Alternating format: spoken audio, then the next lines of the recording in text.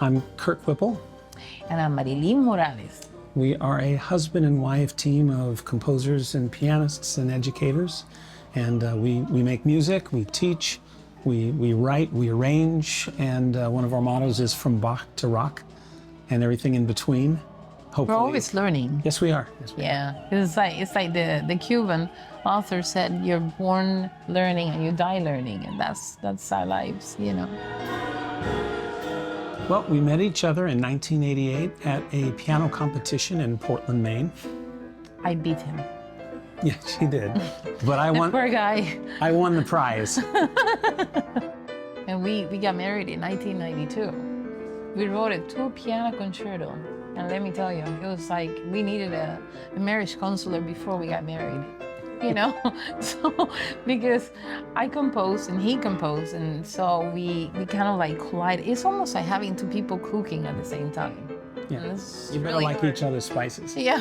Well, we had a really great referee, our composition teacher, Alaudi Matthew, and he was like, "Okay, you do this and you do that," and you know, he set us straight. When that was for 2 pianos and a 50-piece orchestra on our wedding ring. And we got married in between the movements.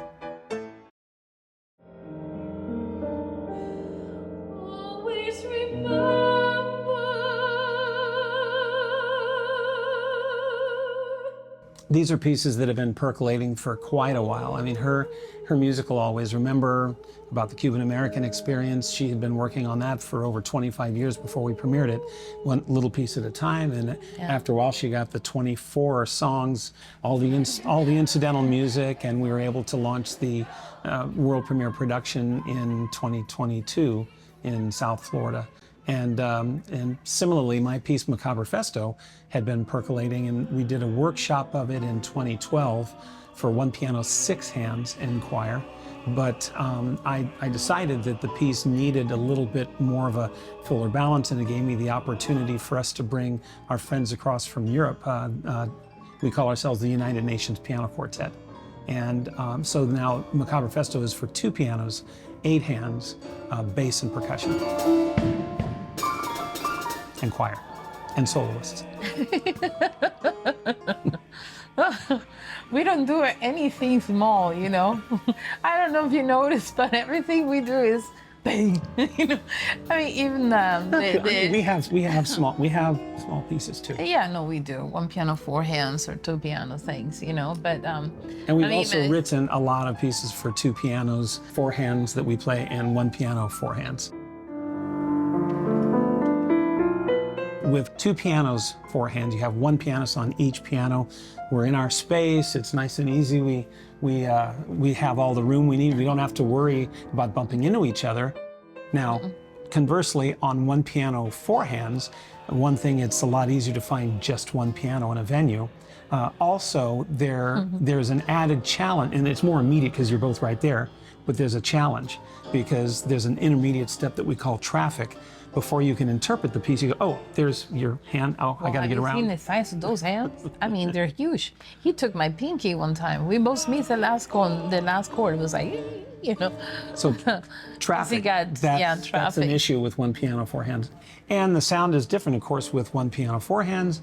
It's more intimate, you could say, because you have I said just the 1 piano, but 1 piano. With 2 pianos, you have an expanded range of sonorities. It becomes more symphonic, perhaps. And then with the 2 pianos, 8 hands is even harder. Because you have to not only work the traffic, each one of us in each piano, but also the traffic and also the ensemble. The ensemble is so hard, you know. And we were very lucky. I mean, it's like we really hit it on together great with Mark, and you know. And we should say too that this setting of the United Nations Piano Quartet, there's 3 founding members, Marilyn and I, and Marc Soler-Larice. Our other founding member, Frédéric Chauvel, he's had to bow out for health reasons, but we're thrilled that Soraya Zlitny is stepping in for him. So when Frédéric said, I can't come, Mark, I said, oh, how am I going to manage this one? I need somebody who has high-class piano playing, classical piano playing, but who can also play in different styles because Kirk Whipple's writing is quite complex, especially rhythmically and also harmonically. And I thought Soraya could do the job, and she's definitely doing a very good job. Thanks. So my name is Soraya, and I'm privileged to play Macabrefisto of Kirk Whipple, and honored to replace Frédéric Chevelle. The United Nations Piano Quartet is in here for the world premiere of Macabrefisto. And in fact, we have an international cultural exchange program between Miami-Dade County and France, which helped us to raise the funds to bring them out here. And next year, we're going across to do the same piece with French vocalists and instrumentalists. So it's very, very exciting for us that we can do something that's international.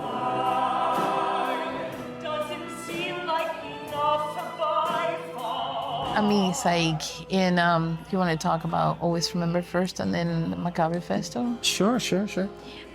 You know, it's like, I love musicals, really love musicals, but I was trying to do something that could stand the times, like West Side Story or Sound of Music, you know, something that really, really was strong and not just repetitive.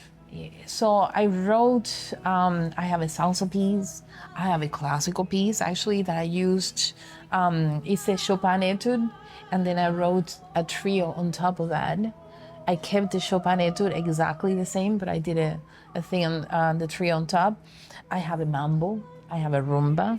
So I mean, and all very accessible to audiences. Yeah, it's not something that we're trying to get past the audience. You're trying to get past the audience. And at the same time, it's challenging for the musicians. So it's not something that anyone can. Well, they could sing it, but they have to practice. You know. So I made it so, and it's tonal. I mean, there's nothing crazy. You know, wild. Well, and conversely, my piece, Macabrefisto, 8 pieces. It's a smaller set. It's Always Remember was a 3-hour production, with including the intermission. And Macabrefisto is about a 50-minute set of 8 pieces. I set to American and British poems. And so it's a little bit of a different process. She wrote all the lyrics, the story, and everything for Always Remember, and I helped her by orchestrating. And whereas with Macabrefisto, the words were written for me by the greatest poets in history. And then I scored it for the choir and 2 pianos, percussion, and bass.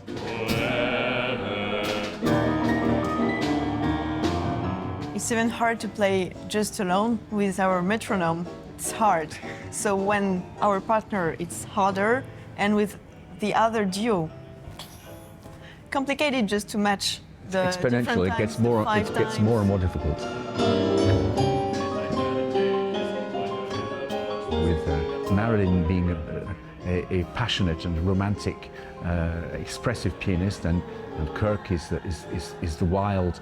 I don't know. He's just quite a phenomenon. This Kirk Whipple, and he's the rhythmical, energetic guy. So it's really a subtle mix of different kinds. And Soraya, in a way, has some qualities also of Fred, because Fred, she has a very good rhythmical sense. So that's part of the things why it works well. And I'm maybe the more expressive kind of guy. So it's you know, and it's also a story of friendship and of love between people. And this is what we live together today.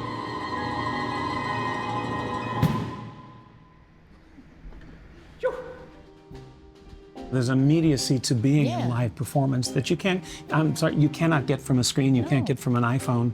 When you get into the space and you hear the sonorities and you see the other people who are sharing the experience, there's nothing like it. Yeah. Really what it is for us, the real excitement is being there in the flesh with real instruments and people. Yeah, I actually had a student one time that the mother kept asking, I said, when was the last time you took her to a piano recital? And so then she took her, and the girl was practicing. So she comes in the next week and she says, I don't know how to make her stop. And I said, that's not my problem.